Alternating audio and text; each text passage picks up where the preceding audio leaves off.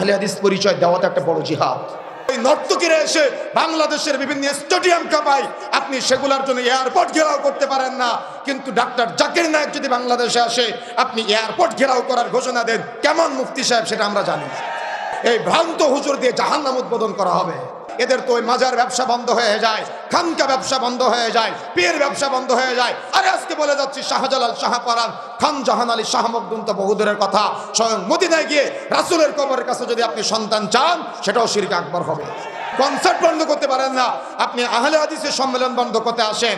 ভ্রান্ত হুজুর, আপনাকে দিয়ে জাহান্নাম উদ্বোধন করা হবে। পিস টিভি বাংলা বন্ধ করে দিয়ে মনে করেছিলেন কোরআন হাদিসের দাওয়াত বন্ধ করে রাখবেন, পারেন নাই। গোটা বাংলাদেশের এখন সোশ্যাল মিডিয়া এক একটা পিস টিভিতে পরিণত হয়েছে। আলহামদুলিল্লাহ, এদেশের ওলামায়ে কেরামদের নিয়ে আমার লজ্জা হয়, এদেশের ওলামায়ে কেরামদের নিয়ে আমার আফসোস হয়। এদেশের ওলামায়ে কেরাম কোরআন হাদিসের বক্তব্য বন্ধ করার জন্য, সহিহ হাদিসের বক্তব্য বন্ধ করার জন্য, আহলুল হাদিসের বক্তব্য বন্ধ করার জন্য এরা আজকে মাঠে নামতে পারে, কিন্তু বিদেশ থেকে গায়ক গায়িকারা এসে এদেশের মাটিতে পুলিশ প্রোটেকশন নিয়ে তারা কনসার্ট করে, পুলিশ প্রোটেকশন নিয়ে তারা গান বাজনার আয়োজন করে, নর্তকের আয়োজন করে। এগুলা বন্ধ করার জন্য আলেম ওলামারা প্রচেষ্টা চালায় না। এই ওলামায়ে কেরাম নিয়ে আমাদের অনেক আফসোস আছে, এই ওলামায়ে কেরাম নিয়ে আমাদের অনেক দুঃখ আছে। কেন তারা আজকে আহলে হাদিসের পিছনে লেগেছে? কেন আজকে তারা সহিহ হাদিসের প্রচার যারা করে তাদের পিছনে লেগেছে? নিঃসন্দেহে তো কারণ আছে। কারণ তাদের আজকে মিলাদের আয়োজন বন্ধ করে দিয়েছে আমরা, কারণ তারা আজকে ওই গান বাজনার বিয়ে বাড়িতে বিয়ে পড়াতে যেত 500 টাকার জন্য, আমরা এগুলো বন্ধ করে দিয়েছি। কারণ যার বাবা মারা যায় তার চোখে পানি বের হয় না, কিন্তু হুজুরের চোখ দিয়ে পানি পড়ে কেন? 500 টাকার জন্য। এজন্য হুজুরের আমরা এটা বন্ধ করে দিয়েছি। এই জন্য হুজুর আজকে কষ্ট পায়। এই ভ্রান্ত হুজুর দিয়ে জাহান্নাম উদ্বোধন করা হবে। এই জন্য সতর্ক হতে হবে, সাবধান হতে হবে। আহলে হাদিসদেরকে নিয়ে আপনি নাড়াচাড়া দিবেন, তত আতর যেমন নাড়াচাড়া দিলে ঘ্রাণ ছড়ায় না, আহলুল হাদিসদেরকে নাড়াচাড়া দিলে ঘ্রাণ ছড়াবে। কোরআন ও হাদিসের দাওয়াত মানুষের ঘরে ঘরে পৌঁছে যাবে ইনশাআল্লাহ। পিস টিভি বাংলা বন্ধ করে দিয়ে মনে করেছিলেন কোরআন হাদিসের দাওয়াত বন্ধ করে রাখবেন, পারেন নাই। গোটা বাংলাদেশের এখন সোশ্যাল মিডিয়া এক একটা পিস টিভিতে পরিণত হয়েছে। আলহামদুলিল্লাহ, বন্ধ করবেন কিভাবে? অসম্ভব হতে পারে না। এই জন্য ময়মনসিংহের মাটি থেকে আজকে বলে যেতে চাই, আমাদের বেদাতি ভাইরা, আপনারা ওয়াজ মাহফিল বন্ধ করার প্রচেষ্টা চালান, তাফসীর মাহফিল বন্ধ করার প্রচেষ্টা চালান। আহলে হাদিসদের মুখ এটা কোরআন হাদিসের আলোচনা হয়, কখনো তারা কিচ্ছা কাহিনী বলে না, জাল গল্প বলে না।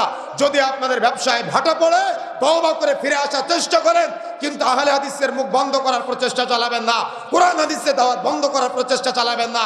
আল্লাহ রাব্বুল আলামিন রাগান্বিত হবে। আল্লাহ রাব্বুল আলামিন অবশ্যই বিচার করবে। কেন? আমাদের হয়তো দুনিয়াতে কেউ নাই, কিন্তু বিচার আল্লাহ করবে। আমাদের হৃদয়ের কথা আমার আল্লাহ জানে। আজকে আপনি বেদাতি হয়ে, মাজার পূজারী হয়ে, খানকা পূজারী হয়ে, পীর পূজারী হয়ে কোরআন হাদিসের দাওয়াত বন্ধ করে আর নিজেকে মুসলমান পরিচয় দেন, মনে রাখার চেষ্টা করবেন। যারা আজকে এগুলোর সাথে জড়িত, তওবা করে ফিরে আসার চেষ্টা করতে হবে। কোরআন হাদিসের দাওয়াত বন্ধ করেন, তাফসীর মাহফিল বন্ধ করেন, কিন্তু আপনি কনসার্ট বন্ধ করতে পারেন না, আপনার এলাকার যাত্রাপালা বন্ধ করতে পারেন না। ভ্রান্ত হুজুর, আপনাকে দিয়ে জাহান্নাম উদ্বোধন করা হবে। সতর্ক হওয়ার চেষ্টা করবেন, দুঃসাহস দেখাবেন না। কোরআন হাদিসের তাফসীর মাহফিলের অর্থাৎ আহলে হাদিসদের সম্মেলন বন্ধ করা এটা চারটিখানি ব্যাপার না। কোন সহিহ আকীদার আলেম, কোন আহলে হাদিস আলেম কোশ্চিনকালে কোনো বেদাতি বক্তব্য দেয় না, শিরকের পক্ষে বক্তব্য দেয় না। কোরআনে যা আছে, হাদিসে যা আছে, কোরআনের বাহিরে, হাদিসের বাহিরে, সহিহ হাদিসের বাহিরে কখনো কোনো কথা বলে না। যদি প্রমাণ করতে পারেন তাহলে কোন আহলে হাদিস আলেম কখনো বক্তব্য দিবে না। কিন্তু আপনি কেন কোরআন হাদিসের বক্তব্য বন্ধ করতে চান? কেমন মুসলমান আপনি? কেমন মুসলমান আপনি? কেমন ঈমান আপনার যে আপনি কনসার্ট বন্ধ করতে পারেন না, আপনি আহলে হাদিসের সম্মেলন বন্ধ করতে আসেন? আপনি বিদেশ থেকে দেখা যাচ্ছে ওই নর্তকীরা এসে বাংলাদেশের বিভিন্ন স্টেডিয়াম কাঁপায়, আপনি সেগুলোর জন্য এয়ারপোর্ট ঘেরাও করতে পারেন না, কিন্তু ডাক্তার জাকির নায়েক যদি বাংলাদেশে আসে আপনি এয়ারপোর্ট ঘেরাও করার ঘোষণা দেন, কেমন মুফতি সাহেব সেটা আমরা জানি। মুফতি সাহেবের চরিত্র সম্পর্কে জানা আছে আমাদের। জাকির নায়েক বাংলাদেশে আসলে আপনি এয়ারপোর্ট ঘেরাও করেন, আর নর্তকীরা বাংলাদেশে আসলে পুলিশ প্রোটেকশন দিয়ে আপনারা নর্তকের আয়োজন করেন, কনসার্টের আয়োজন করেন, গান বাজনার আয়োজন করেন। এটা আপনার ইমানদারিতা। আবার বলতেছেন বাংলাদেশ নাকি 90% মুসলমানের দেশ। এই কথাগুলা বললে এদের শরীরে আবার কাটার মতো নাকি ফুটে। তাওহীদের জ্ঞান নাই, শরীয়তের জ্ঞান নাই, কোরআন হাদিসের জ্ঞান নাই।